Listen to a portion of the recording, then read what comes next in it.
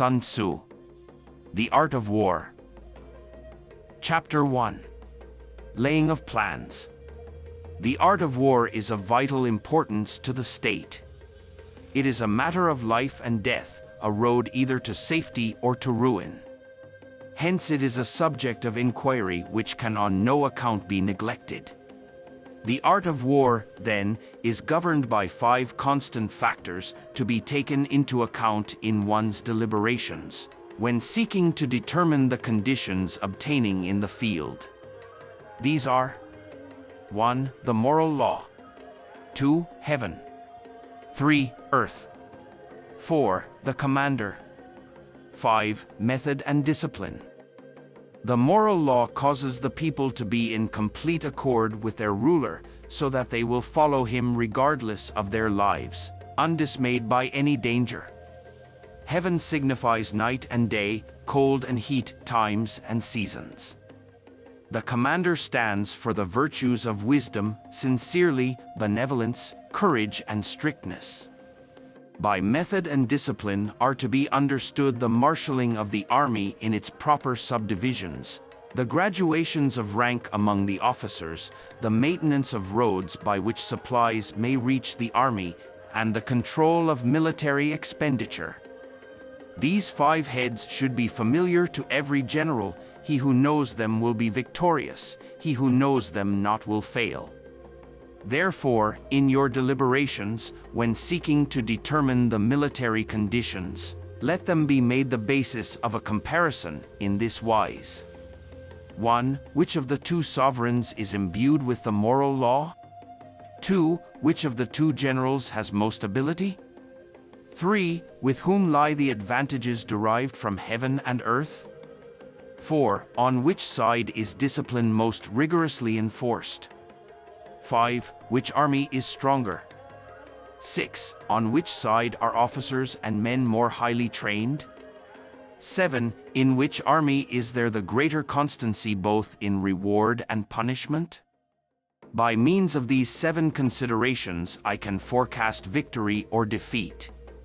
The general that hearkens to my counsel and acts upon it will conquer, let such a one be retained in command. The general that hearkens not to my counsel nor acts upon it will suffer defeat, let such a one be dismissed. While heading the profit of my counsel, avail yourself also of any helpful circumstances over and beyond the ordinary rules. According as circumstances are favorable, one should modify one's plans. 18. All warfare is based on deception. Hence, when able to attack, we must seem unable. When using our forces, we must seem inactive. When we are near, we must make the enemy believe we are far away. When far away, we must make him believe we are near. Hold out baits to entice the enemy.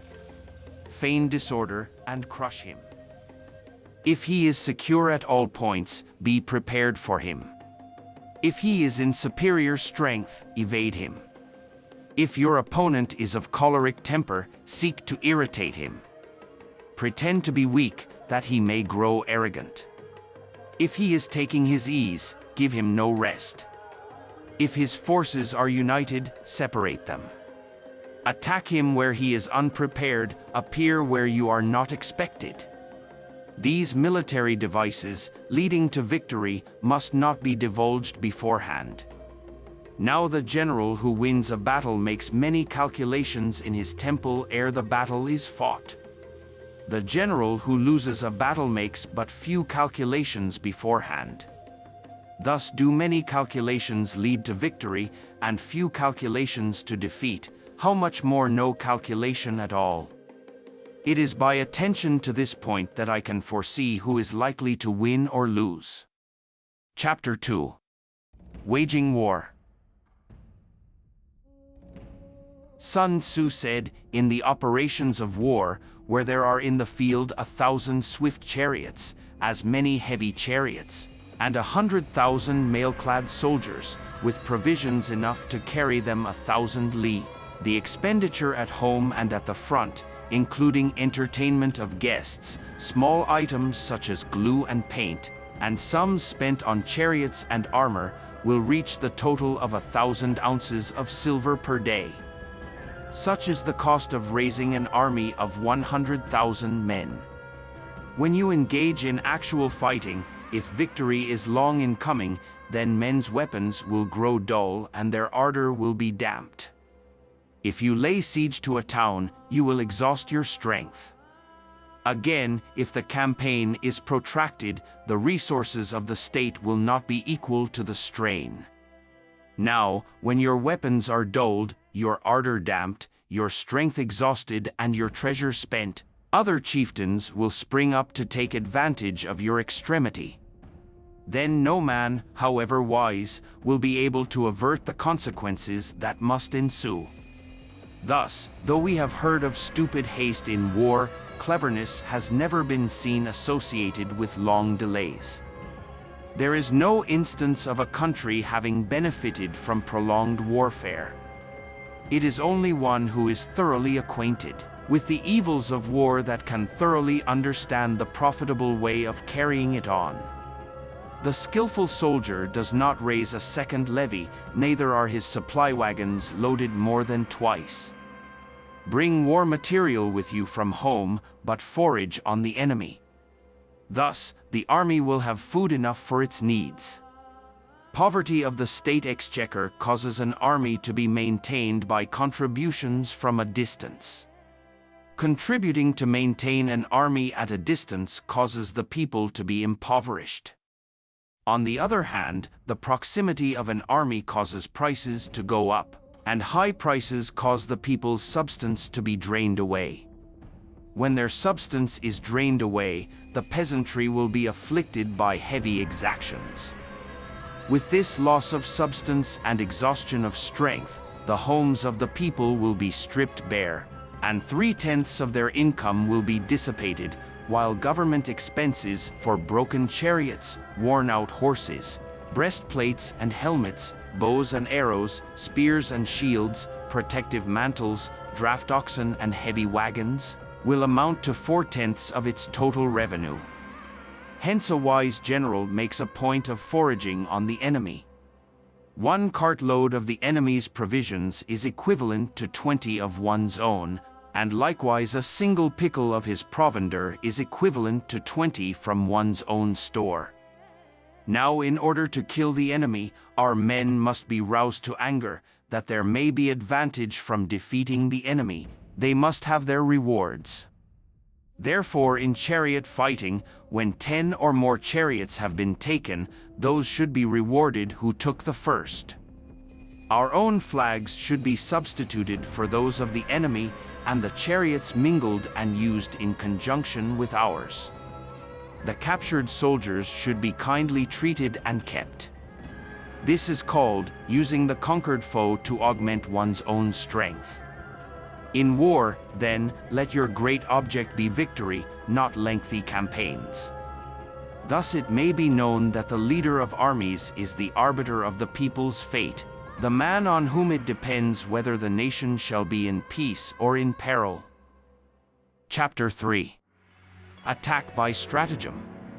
Sun Tzu said, "In the practical art of war, the best thing of all is to take the enemy's country whole and intact. To shatter and destroy it is not so good.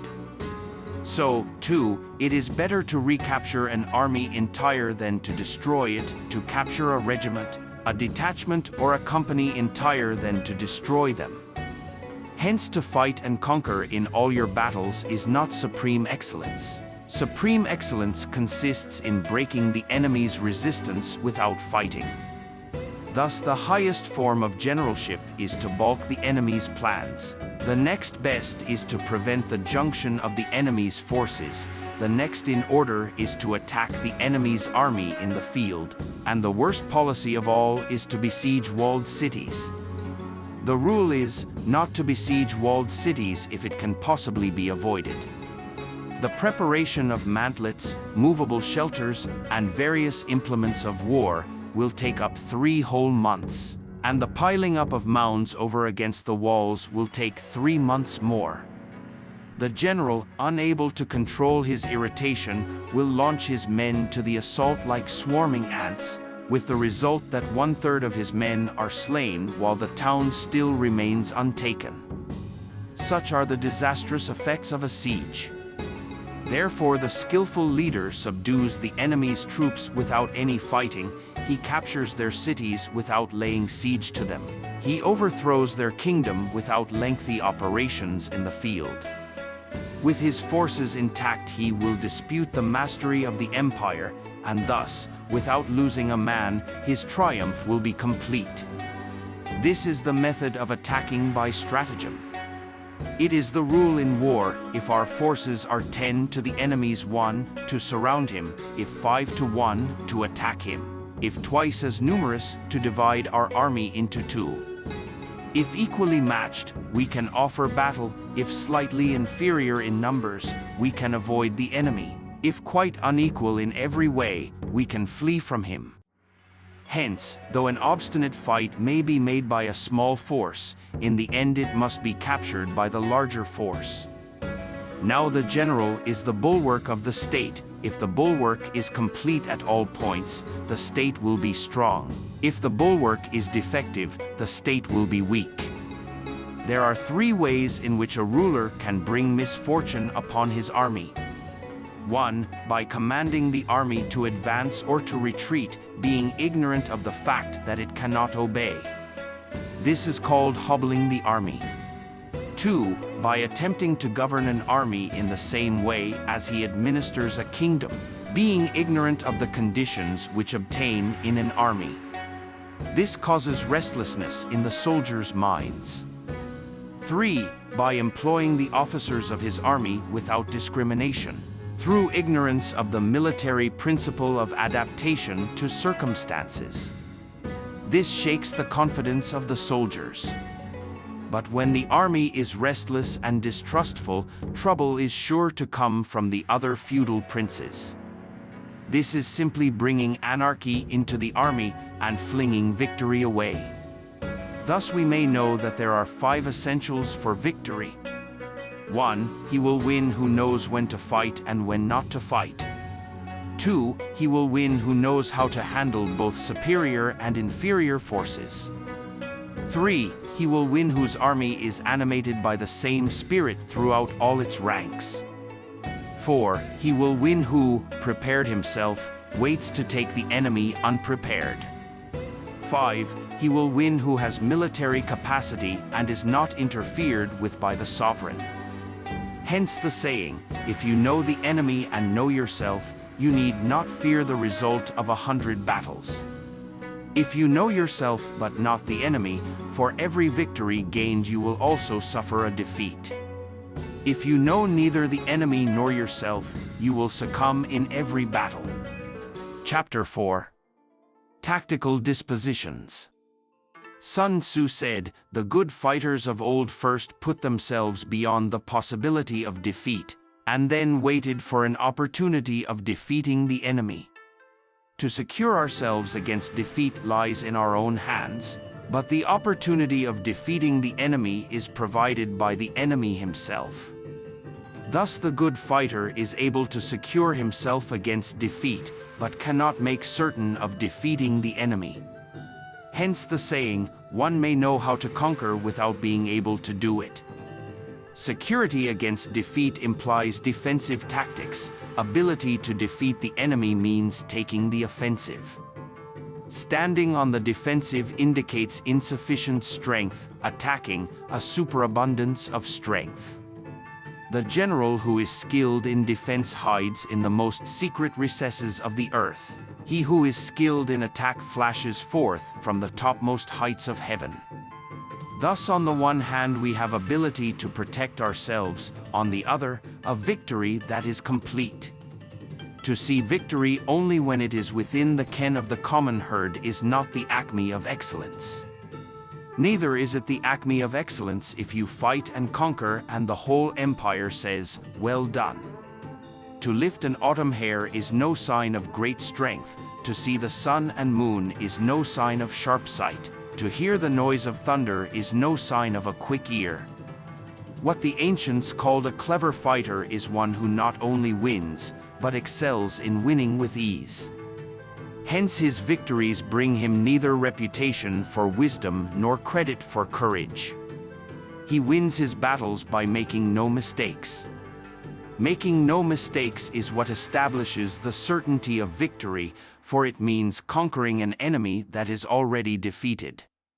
Hence the skillful fighter puts himself into a position which makes defeat impossible, and does not miss the moment for defeating the enemy.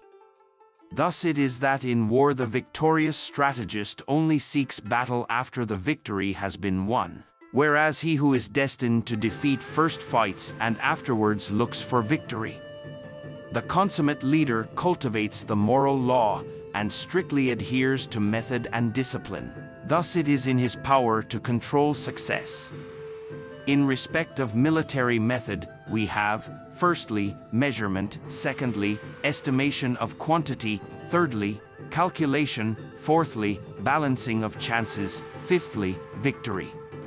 Measurement owes its existence to earth, estimation of quantity to measurement, calculation to estimation of quantity, balancing of chances to calculation, and victory to balancing of chances.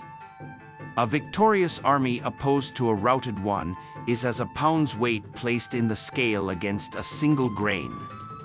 The onrush of a conquering force is like the bursting of pent-up waters into a chasm 1,000 fathoms deep. Chapter 5. Energy. Sun Tzu said, "The control of a large force is the same principle as the control of a few men. It is merely a question of dividing up their numbers." Fighting with a large army under your command is nowise different from fighting with a small one. It is merely a question of instituting signs and signals. To ensure that your whole host may withstand the brunt of the enemy's attack and remain unshaken, this is effected by maneuvers direct and indirect. That the impact of your army may be like a grindstone dashed against an egg, this is effected by the science of weak points and strong. In all fighting, the direct method may be used for joining battle, but indirect methods will be needed in order to secure victory. Indirect tactics, efficiently applied, are inexhaustible as heaven and earth, unending as the flow of rivers and streams. Like the sun and moon, they end but to begin anew, like the four seasons, they pass away to return once more. There are not more than 5 musical notes, yet the combinations of these 5 give rise to more melodies than can ever be heard. There are not more than 5 primary colors, blue, yellow, red, white, and black, yet in combination they produce more hues than can ever been seen. There are not more than 5 cardinal tastes, sour, acrid, salt, sweet, bitter, yet combinations of them yield more flavors than can ever be tasted. In battle, there are not more than 2 methods of attack, the direct and the indirect, yet these 2 in combination give rise to an endless series of maneuvers. The direct and the indirect lead on to each other in turn. It is like moving in a circle, you never come to an end. Who can exhaust the possibilities of their combination? The onset of troops is like the rush of a torrent which will even roll stones along in its course. The quality of decision is like the well-timed swoop of a falcon which enables it to strike and destroy its victim. Therefore the good fighter will be terrible in his onset and prompt in his decision. Energy may be likened to the bending of a crossbow, decision to the releasing of a trigger.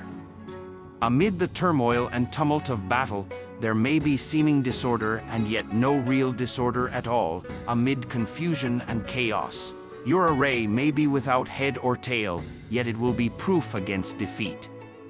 Simulated disorder postulates perfect discipline, simulated fear postulates courage, simulated weakness postulates strength.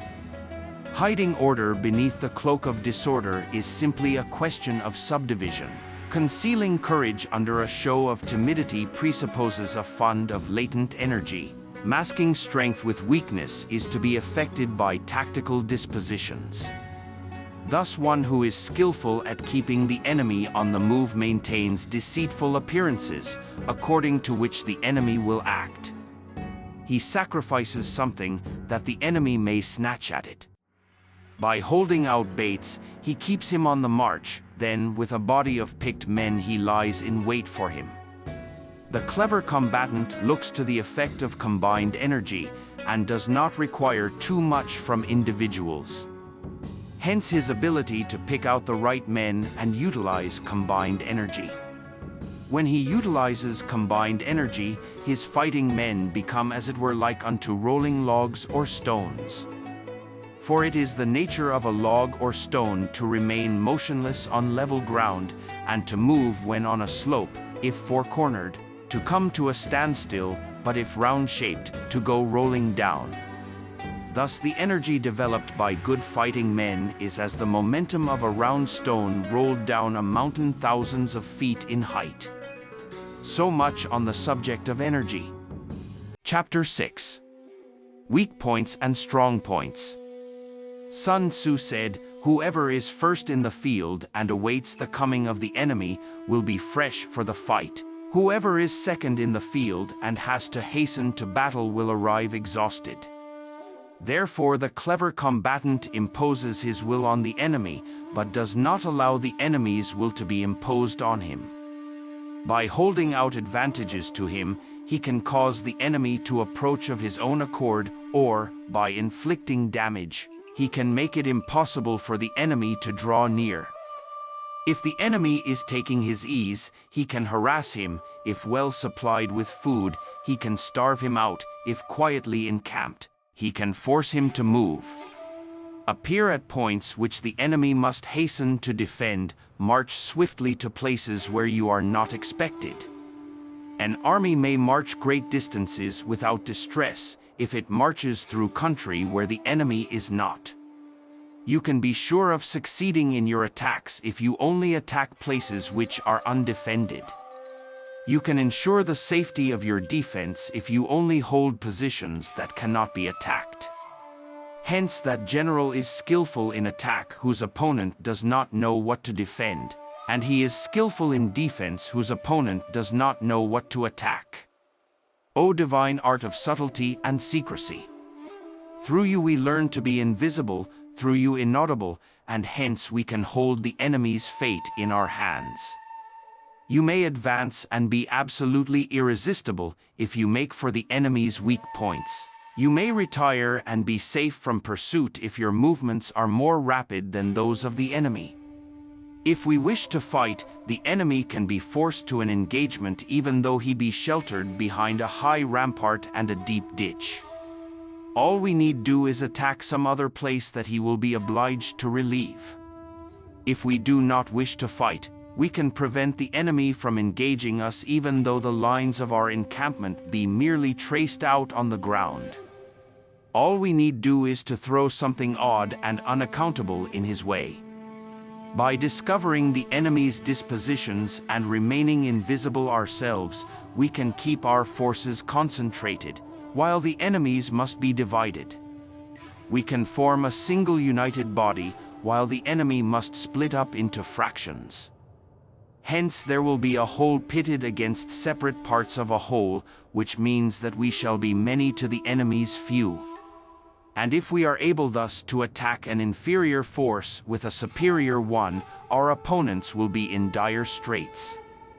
The spot where we intend to fight must not be made known, for then the enemy will have to prepare against a possible attack at several different points, and his forces being thus distributed in many directions, the numbers we shall have to face at any given point will be proportionately few.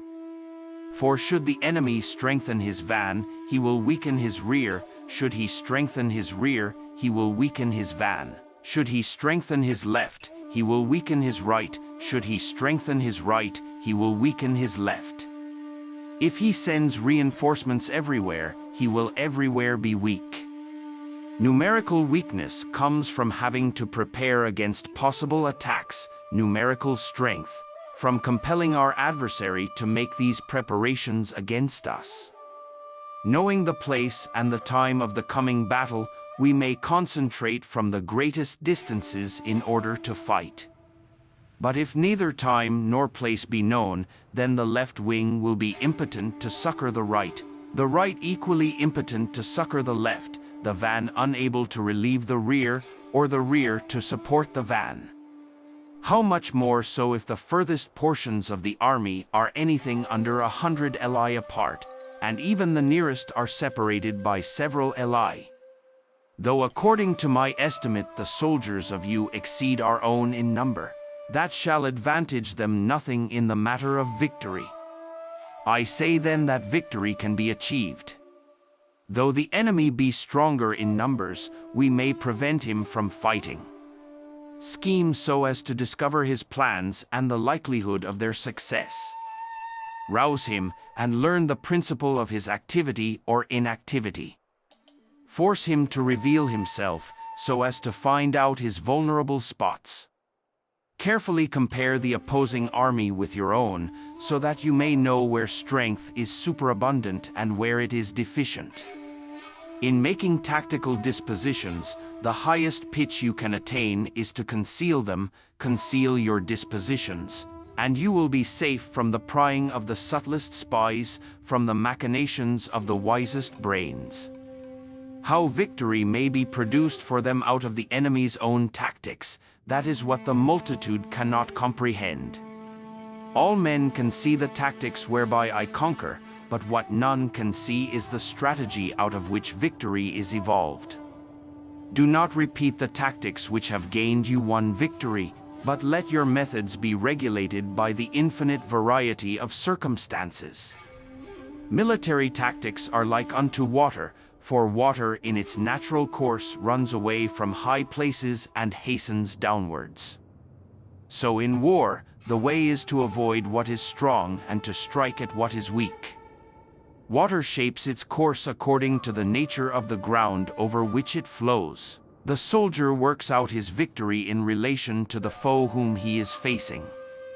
Therefore, just as water retains no constant shape, so in warfare there are no constant conditions. He who can modify his tactics in relation to his opponent and thereby succeed in winning may be called a heaven-born captain. The 5 elements, water, fire, wood, metal, earth, are not always equally predominant. The 4 seasons make way for each other in turn. There are short days and long, the moon has its periods of waning and waxing. Chapter 7. Maneuvering. Sun Tzu said, in war, the general receives his commands from the sovereign. Having collected an army and concentrated his forces, he must blend and harmonize the different elements thereof before pitching his camp. After that comes tactical maneuvering, than which there is nothing more difficult. The difficulty of tactical maneuvering consists in turning the devious into the direct and misfortune into gain. Thus, to take a long and circuitous route after enticing the enemy out of the way, and though starting after him, to contrive to reach the goal before him, shows knowledge of the artifice of deviation. Maneuvering with an army is advantageous, with an undisciplined multitude most dangerous. If you set a fully equipped army in march in order to snatch an advantage, the chances are that you will be too late. On the other hand, to detach a flying column for the purpose involves the sacrifice of its baggage and stores.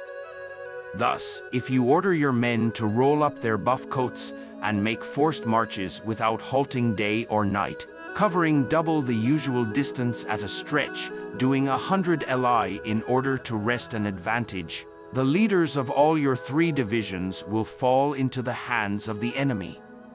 The stronger men will be in front, the jaded ones will fall behind, and on this plan only 1/10 of your army will reach its destination. If you march 50 ely in order to outmaneuver the enemy, you will lose the leader of your 1st division, and only half your force will reach the goal. If you march 30 ely with the same object, 2/3 of your army will arrive. We may take it then that an army without its baggage train is lost, without provisions it is lost. Without bases of supply, it is lost. We cannot enter into alliances until we are acquainted with the designs of our neighbors. We are not fit to lead an army on the march unless we are familiar with the face of the country, its mountains and forests, its pitfalls and precipices, its marshes and swamps. We shall be unable to turn natural advantage to account unless we make use of local guides. In war, practice dissimulation, and you will succeed. Whether to concentrate or to divide your troops must be decided by circumstances. Let your rapidity be that of the wind, your compactness that of the forest. In raiding and plundering be like fire, is immovability like a mountain. Let your plans be dark and impenetrable as night, and when you move, fall like a thunderbolt. When you plunder a countryside, let the spoil be divided amongst your men. When you capture new territory, cut it up into allotments for the benefit of the soldiery. Ponder and deliberate before you make a move. He will conquer who has learnt the artifice of deviation. Such is the art of maneuvering. The Book of Army Management says, on the field of battle, the spoken word does not carry far enough. Hence the institution of gongs and drums.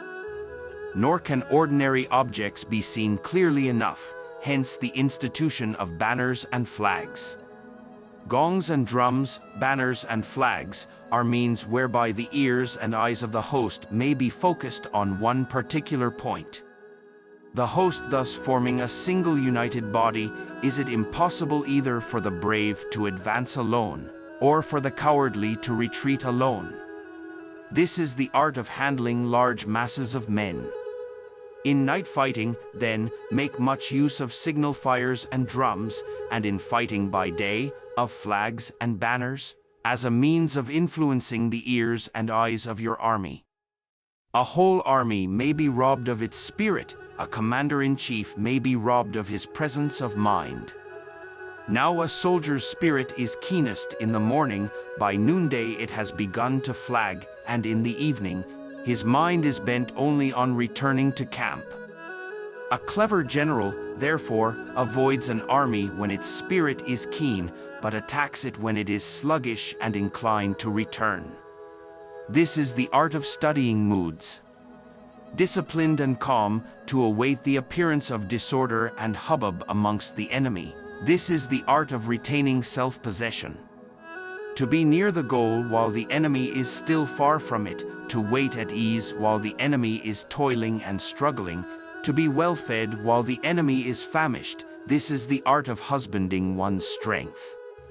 To refrain from intercepting an enemy whose banners are in perfect order, to refrain from attacking an army drawn up in calm and confident array, this is the art of studying circumstances.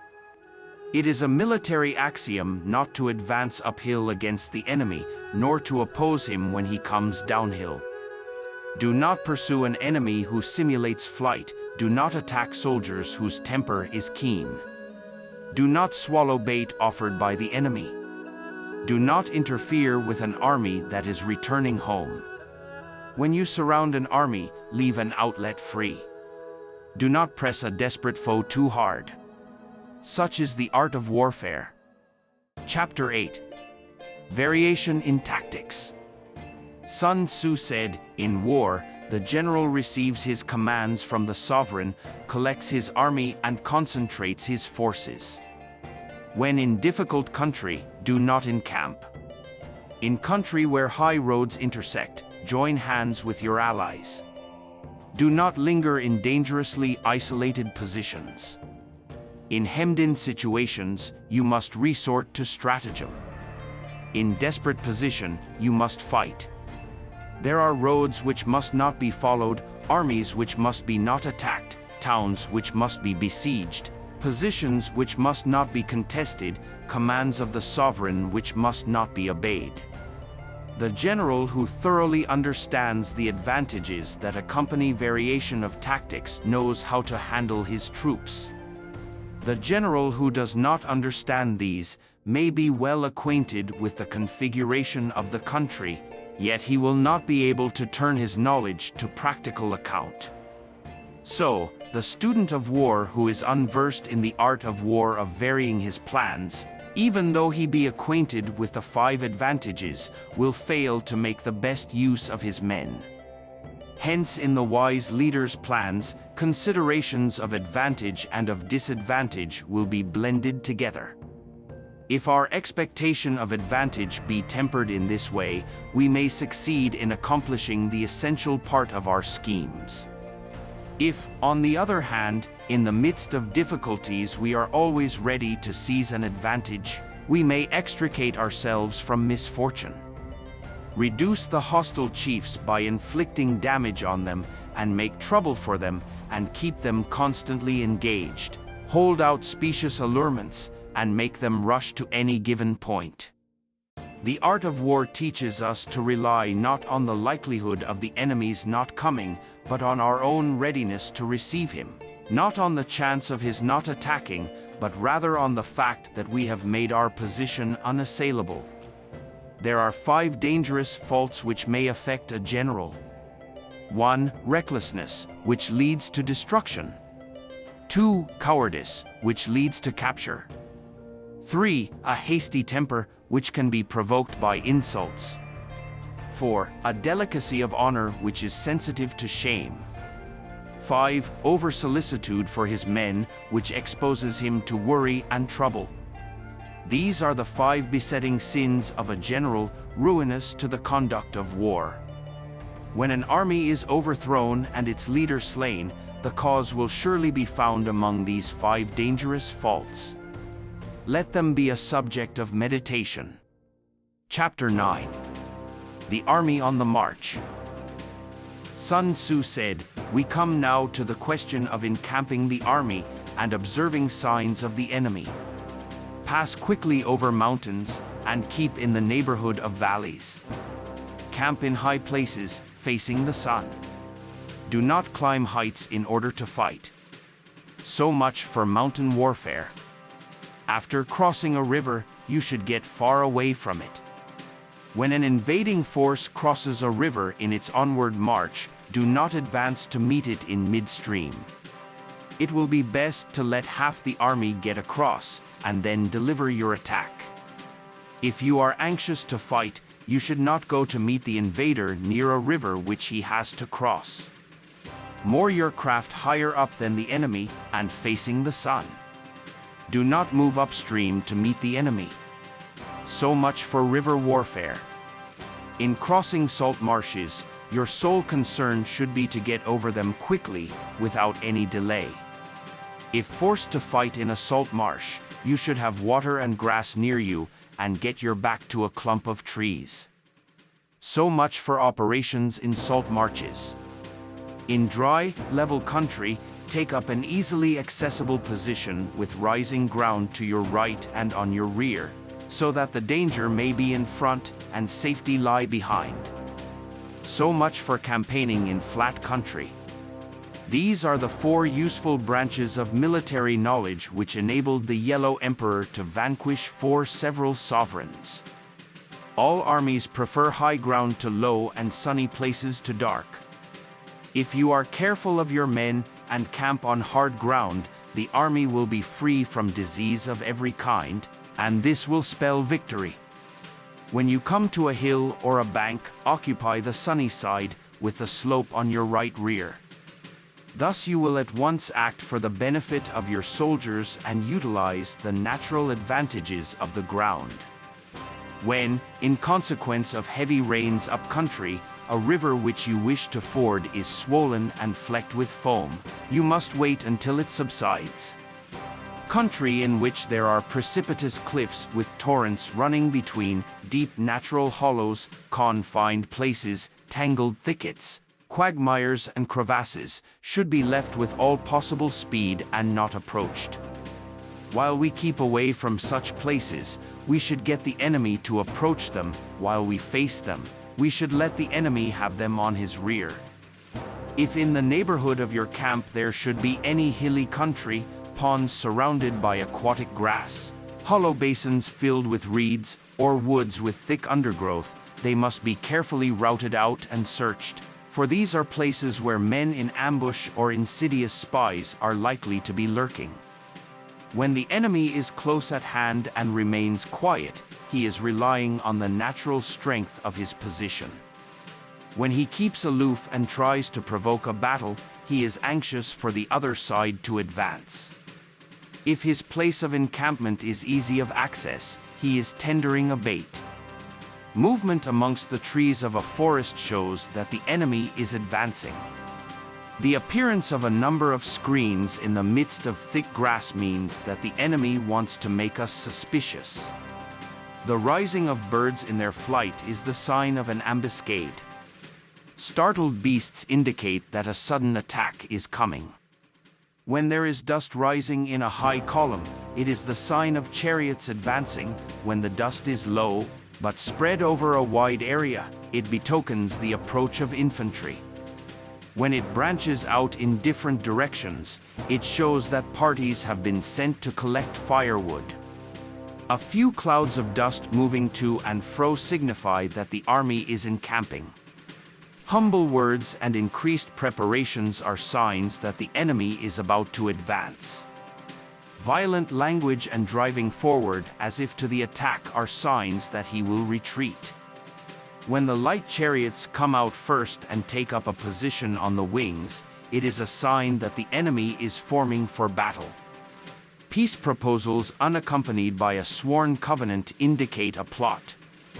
When there is much running about and the soldiers fall into rank, it means that the critical moment has come. When some are seen advancing and some retreating, it is a lure.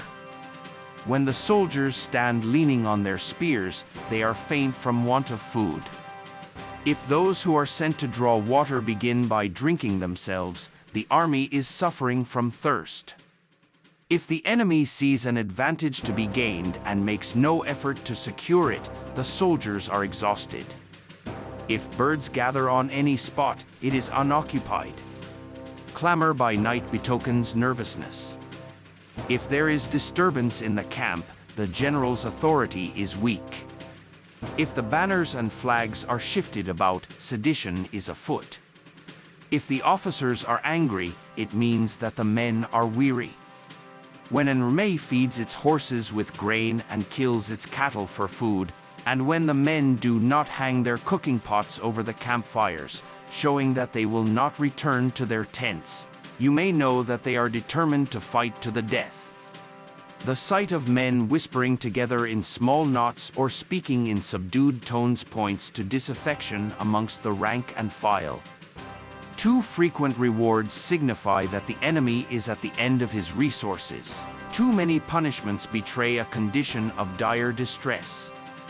To begin by bluster, but afterwards to take fright at the enemy's numbers, shows a supreme lack of intelligence. When envoys are sent with compliments in their mouths, it is a sign that the enemy wishes for a truce.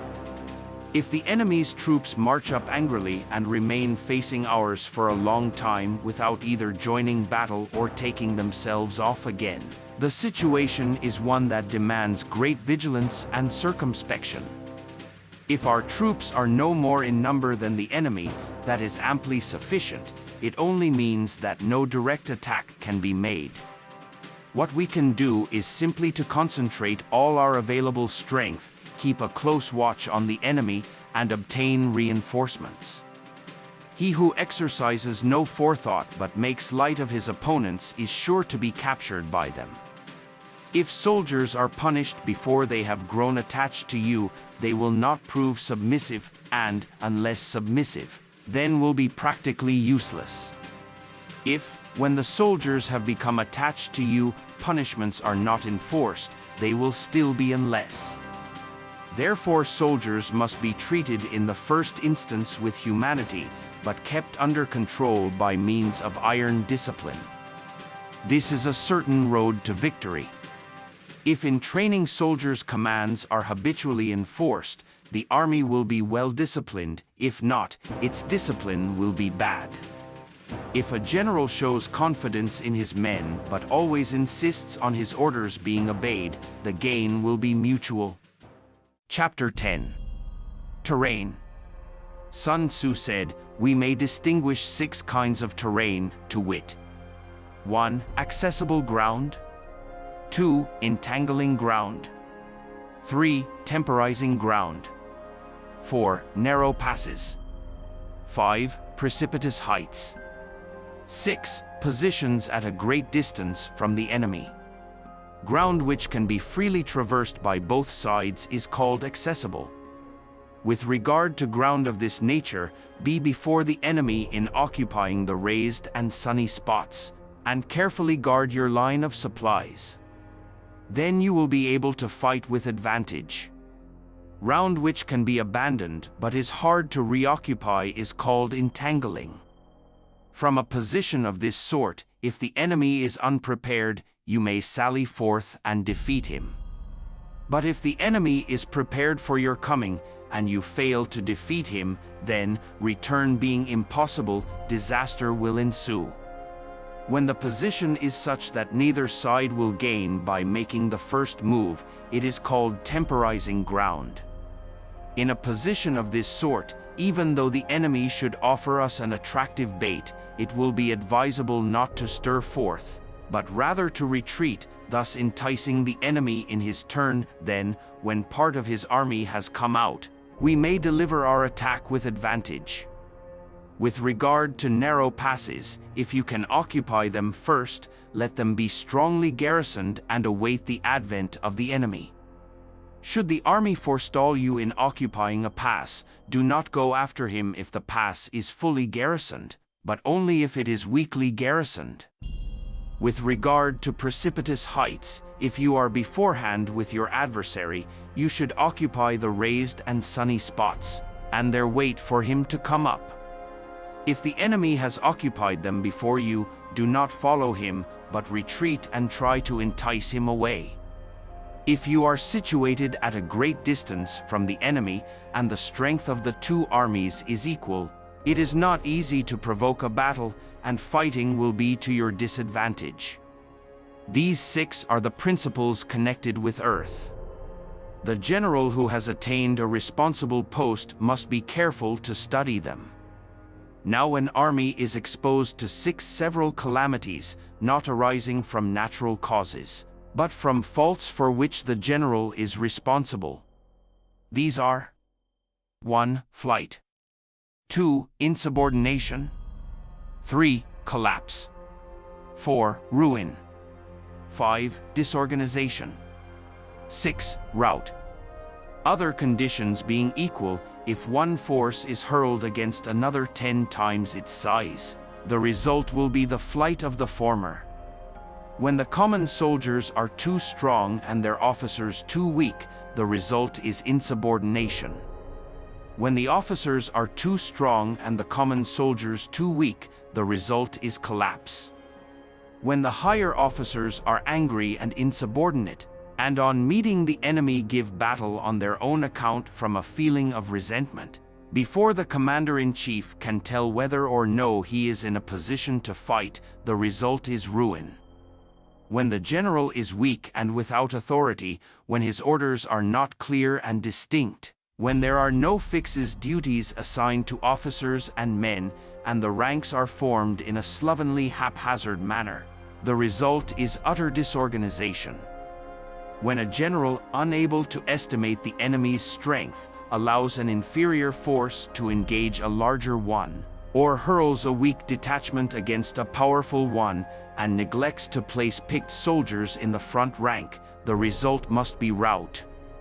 These are 6 ways of courting defeat, which must be carefully noted by the general who has attained a responsible post. The natural formation of the country is the soldier's best ally, but a power of estimating the adversary, of controlling the forces of victory, and of shrewdly calculating difficulties, dangers, and distances, constitutes the test of a great general. He who knows these things, and in fighting puts his knowledge into practice, will win his battles. He who knows them not, nor practices them, will surely be defeated. If fighting is sure to result in victory, then you must fight, even though the ruler forbid it, If fighting will not result in victory, then you must not fight even at the ruler's bidding. The general who advances without coveting fame and retreats without fearing disgrace, whose only thought is to protect his country and do good service for his sovereign, is the jewel of the kingdom. Regard your soldiers as your children, and they will follow you into the deepest valleys. Look upon them as your own beloved sons, and they will stand by you even unto death. If, however, you are indulgent, but unable to make your authority felt, kind-hearted, but unable to enforce your commands, and incapable, moreover, of quelling disorder, then your soldiers must be likened to spoilt children. They are useless for any practical purpose. If we know that our own men are in a condition to attack, but are unaware that the enemy is not open to attack, we have gone only halfway towards victory. If we know that the enemy is open to attack, but are unaware that our own men are not in a condition to attack, we have gone only halfway towards victory. If we know that the enemy is open to attack, and also know that our men are in a condition to attack, but are unaware that the nature of the ground makes fighting impracticable, we have still gone only halfway towards victory. Hence the experienced soldier, once in motion, is never bewildered. Once he has broken camp, he is never at a loss. Hence the saying, if you know the enemy and know yourself, your victory will not stand in doubt. If you know heaven and know earth, you may make your victory complete. Chapter 11. The 9 Situations. Sun Tzu said, the art of war recognizes 9 varieties of ground. 1. Dispersive ground. 2. Facile ground. 3. Contentious ground. 4. Open ground. 5. Ground of intersecting highways. 6. Serious ground. 7. Difficult ground. 8. Hemmed-in ground. 9. Desperate ground. When a chieftain is fighting in his own territory, it is dispersive ground. When he has penetrated into hostile territory, but to no great distance, it is facile ground. Ground the possession of which imports great advantage to either side is contentious ground. Ground on which each side has liberty of movement is open ground. Ground which forms the key to 3 contiguous states, so that he who occupies it first has most of the empire at his command, is a ground of intersecting highways. When an army has penetrated into the heart of a hostile country, leaving a number of fortified cities in its rear, it is serious ground. Mountain forests, rugged steeps, marshes and fens, all country that is hard to traverse, this is difficult ground. Ground which is reached through narrow gorges, and from which we can only retire by tortuous paths, so that a small number of the enemy would suffice to crush a large body of our men. This is hemmed-in ground. Ground on which we can only be saved from destruction by fighting without delay is desperate ground. On dispersive ground, therefore, fight not. On facile ground, halt not. On contentious ground, attack not. On open ground, do not try to block the enemy's way. On the ground of intersecting highways, join hands with your allies. On serious ground, gather in plunder. In difficult ground, keep steadily on the march. On hemmed-in ground, resort to stratagem. On desperate ground, fight. Those who were called skillful leaders of old knew how to drive a wedge between the enemy's front and rear, to prevent cooperation between his large and small divisions, to hinder the good troops from rescuing the bad, the officers from rallying their men. When the enemy's men were united, they managed to keep them in disorder. When it was to their advantage, they made a forward move, when otherwise, they stopped still. If asked how to cope with a great host of the enemy in orderly array and on the point of marching to the attack, I should say, begin by seizing something which your opponent holds dear, then he will be amenable to your will. Rapidity is the essence of war. Take advantage of the enemy's unreadiness, make your way by unexpected routes, and attack unguarded spots. The following are the principles to be observed by an invading force. The further you penetrate into a country, the greater will be the solidarity of your troops, and thus the defenders will not prevail against you. Make forays in fertile country in order to supply your army with food. Carefully study the well-being of your men and do not overtax them. Concentrate your energy and hoard your strength. Keep your army continually on the move and devise unfathomable plans. Throw your soldiers into positions whence there is no escape, and they will prefer death to flight. If they will face death, there is nothing they may not achieve.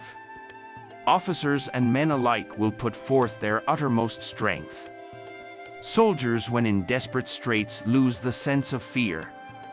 If there is no place of refuge, they will stand firm. If they are in hostile country, they will show a stubborn front. If there is no help for it, they will fight hard. Thus, without waiting to be marshaled, the soldiers will be constantly on the qui vive. Without waiting to be asked, they will do your will. Without restrictions, they will be faithful. Without giving orders, they can be trusted. Prohibit the taking of omens, and do away with superstitious doubts. Then, until death itself comes, no calamity need be feared. If our soldiers are not overburdened with money, it is not because they have a distaste for riches. If their lives are not unduly long, it is not because they are disinclined to longevity. On the day they are ordered out to battle, your soldiers may weep, those sitting up bedewing their garments, and those lying down letting the tears run down their cheeks. But let them once be brought to bay, and they will display the courage of a Chu or a K. The skillful tactician may be likened to the Shuijian. Now the Shuijian is a snake that is found in the Chung Mountains. Strike at its head, and you will be attacked by its tail. Strike at its tail, and you will be attacked by its head. Strike at its middle, and you will be attacked by head and tail both. Asked if an army can be made to imitate the Shuijian, I should answer, yes.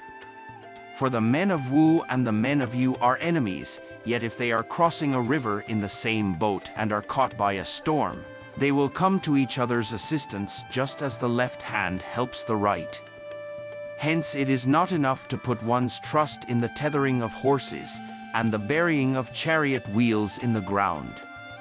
The principle on which to manage an army is to set up one standard of courage which all must reach. How to make the best of both strong and weak, that is a question involving the proper use of ground. Thus the skillful general conducts his army just as though he were leading a single man, willy-nilly, by the hand.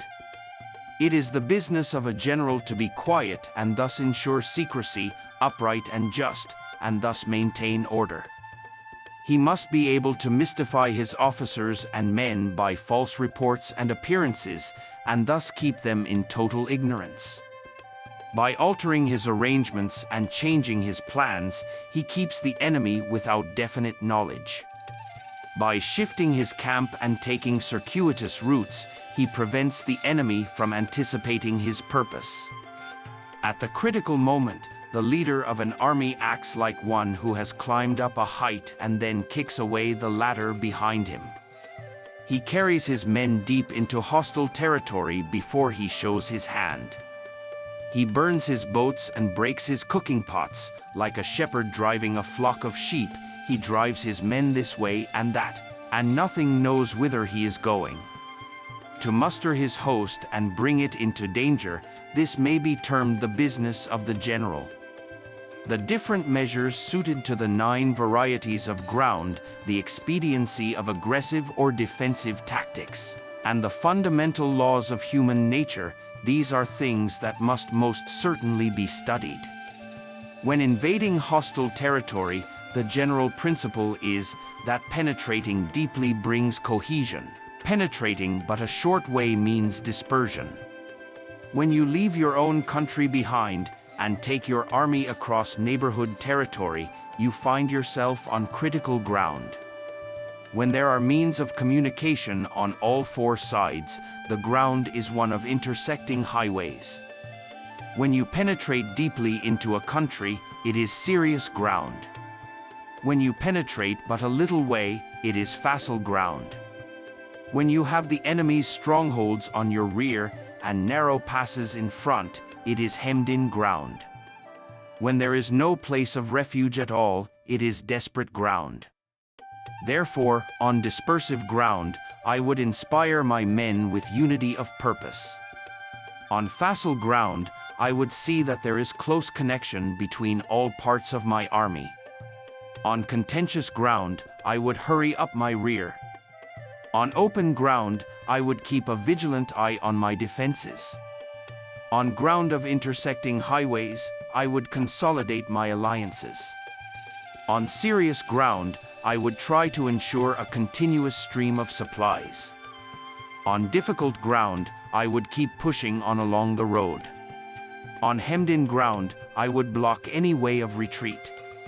On desperate ground, I would proclaim to my soldiers the hopelessness of saving their lives. For it is the soldier's disposition to offer an obstinate resistance when surrounded, to fight hard when he cannot help himself, and to obey promptly when he has fallen into danger.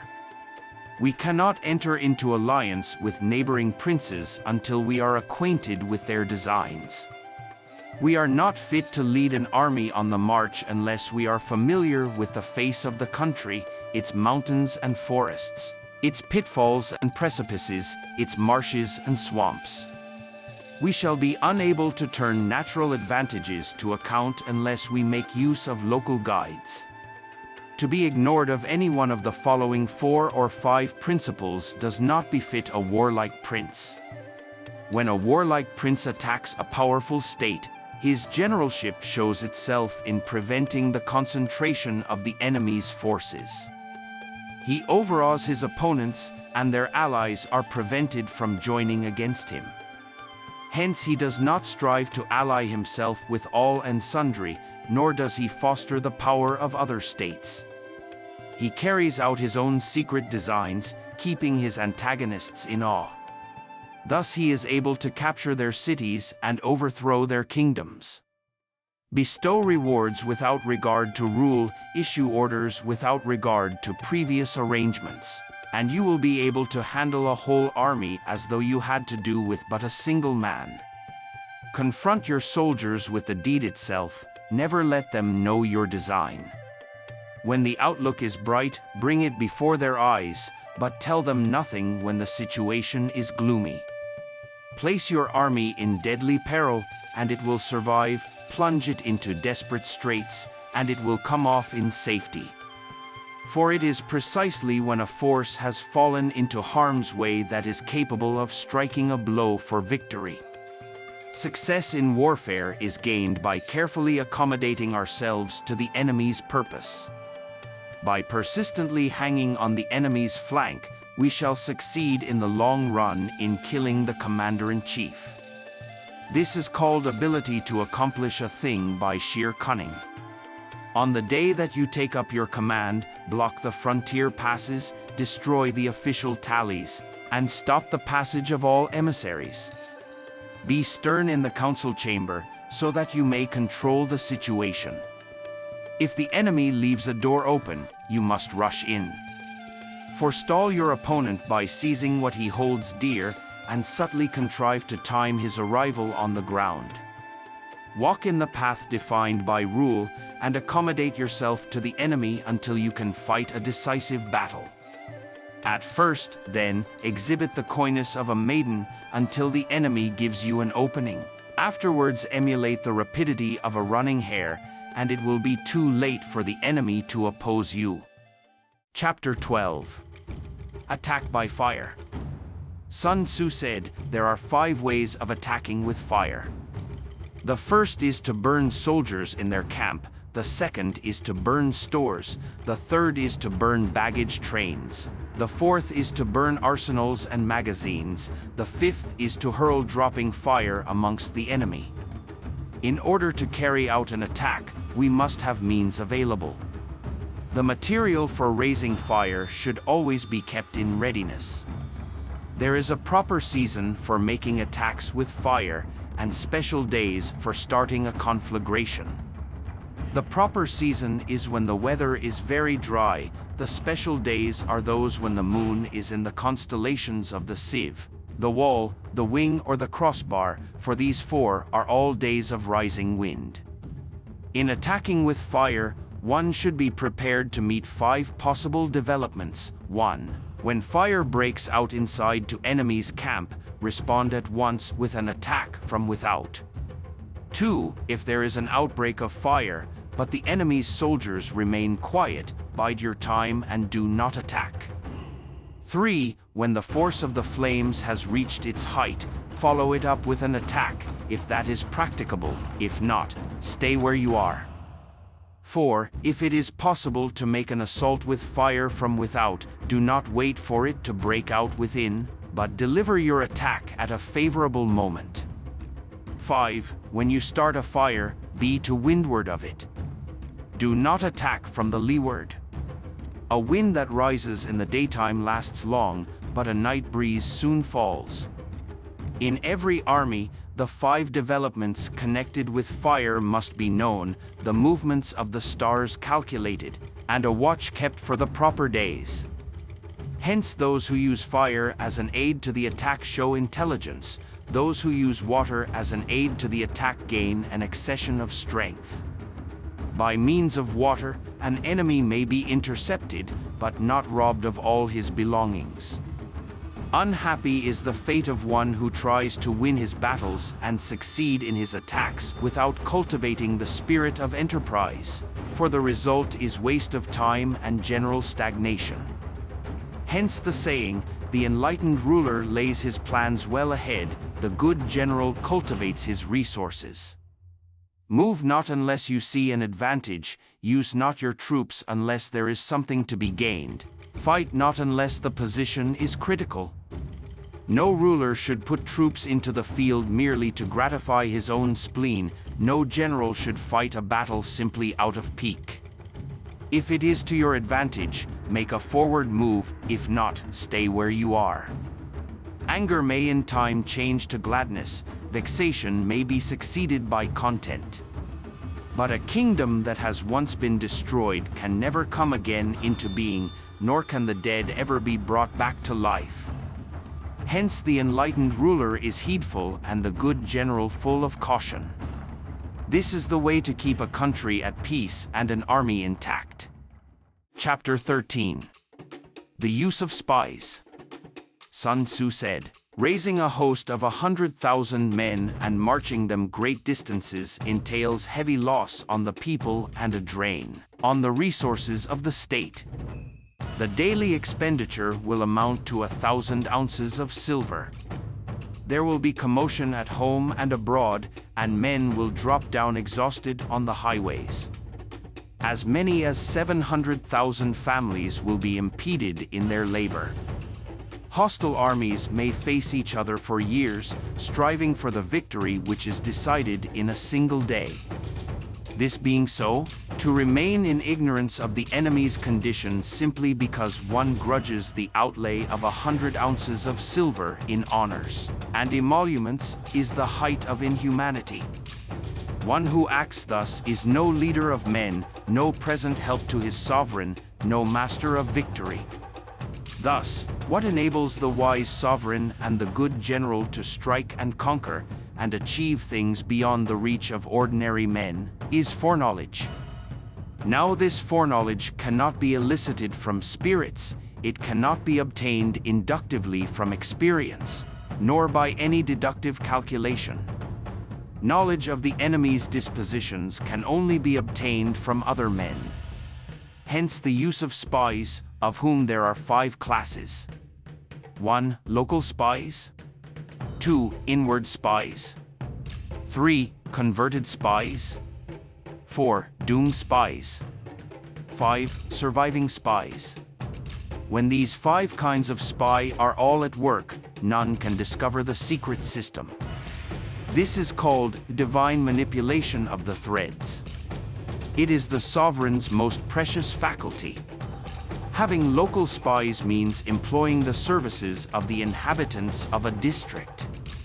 Having inward spies, making use of officials of the enemy. Having converted spies, getting hold of the enemy's spies and using them for our own purposes. Having doomed spies, doing certain things openly for purposes of deception, and allowing our spies to know of them and report them to the enemy. Surviving spies, finally, are those who bring back news from the enemy's camp. Hence it is that which none in the whole army are more intimate relations to be maintained than with spies. None should be more liberally rewarded. In no other business should greater secrecy be preserved. Spies cannot be usefully employed without a certain intuitive sagacity. They cannot be properly managed without benevolence and straightforwardness. Without subtle ingenuity of mind, one cannot make certain of the truth of their reports. Be subtle. Be subtle. And use your spies for every kind of business.